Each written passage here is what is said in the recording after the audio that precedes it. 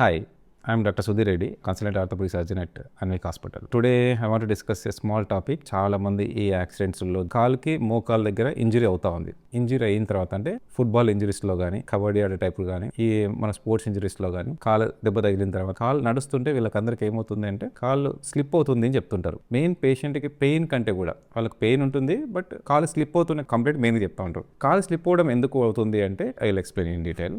మోకాల్లో మనకు పైన ఒక బోన్ అని ఉంటుంది, కింద టిబియా ఫిబులా అని 2 ఎముకలు ఉంటుంది.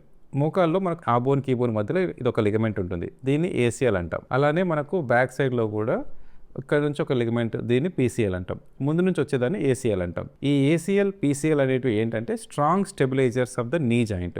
మనం నడిచేటప్పుడు కాలుకి సపోర్ట్ ఇచ్చే మెయిన్ లిగమెంట్స్. ఈ లిగమెంట్ కట్ అయ్యింది అంటే మనకు కాలు స్లిప్ అయ్యే కాంపోనెంట్ అనేది అవుతూ ఉంటుంది. ఇది ఎవరిలో అవుతుంది అంటే most of the times any history of trauma అయిన తర్వాతనే ఇవి యాంటీరియర్ క్రూషియేట్ లిగమెంట్ ఏసీఎల్ అంటాము. పోస్టీరియర్ క్రూషియేట్ లిగమెంట్ అంటే పీసీఎల్ అంటాం.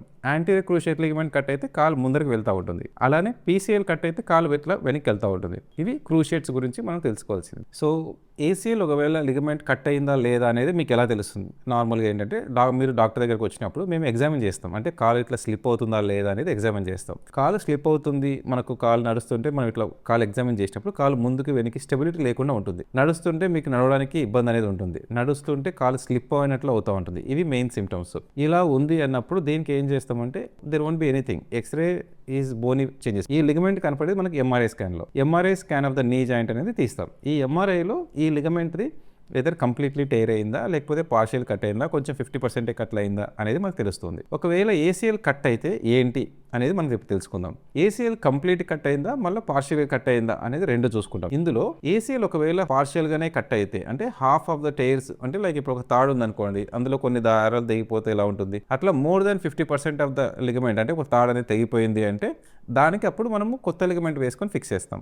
More than 50% of the fibers ఇంటాక్టే ఉన్నాయి, మళ్ళీ మనకు కాలు నడుస్తుంటే స్లిప్ అవ్వట్లేదు అనుకున్నారు అనుకోండి, అట్లాంటప్పుడు ఏ సర్జరీ అవసరం లేదు. More than 50% of the fibres tear అయినాయి అంటే కట్ అయి ఉన్నాయి, కాలు స్లిప్ అవుతుంది అంటే అలాంటి వాళ్ళకైనా సరే కొత్త లిగమెంట్ వేసుకుంటాం. సార్ ఒకవేళ నాకు ఏసీఎల్ కట్ అయింది, ఏసీఎల్ని నేను ఏమైనా మెడిసిన్స్తో ట్రీట్ చేయొచ్చా? లేదండి. ఏసీఎల్ ఒకసారి కంప్లీట్ కట్ అయింది అంటే దానికి మనము ఆర్థ్రోస్కోపీ ద్వారా చేస్తాం. అంటే మనకు ఎలాగైతే ల్యాప్రోస్కోప్ లాగా కెమెరాని లోపలికి పంపించి జాయింట్ లోపలికి, దీన్ని ఆర్థ్రోస్కోపీ అంటాం. కెమెరాని జాయింట్ లోపలికి పంపించి కంప్యూటర్లో చూసుకుంటూ మనం ఆ ప్లేస్లో కొత్త లిగమెంట్, అంటే మనకు పక్కనే ఇక్కడ ఒకటి ఎక్స్ట్రా లిగమెంట్ అనేది ఇంకోటి ఉంటుంది, ఆ లిగమెంట్ తీసుకొని ఈ బోన్ నుంచి ఆ బోన్లో పాస్ చేసి మనం యాంకర్స్ లాగా వేసి ఫిక్స్ చేస్తాం. దీన్ని ఏసీఎల్ అంటాం. Okay, thank you.